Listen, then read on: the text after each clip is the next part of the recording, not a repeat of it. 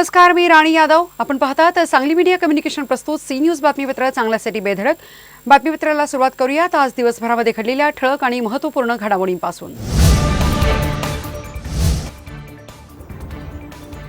दुचाकी आणि डंपरचा भीषण अपघात, दोघे जागीच ठार. डंपर चालकाने पळ काढला, मात्र नागरिकांनी पाठलाग करून पकडला.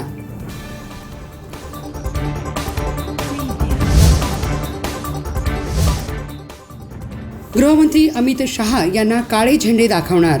शेतकऱ्यांच्या मुळावर उठलेला शक्तीपीठ महामार्ग कदापिही होऊ देणार नाही. शेतकरी नेते रघुनाथदादा पाटील यांचा इशारा. आणि जन्ममृत्यू दाखले रखडल्याने 2208 नागरिक हैराण. भाजपचे पदाधिकारी निवडणुकीच्या पार्श्वभूमीवर गोव्यात व्यस्त. विरोधी पक्षनेते मंगेश चव्हाण यांची टीका.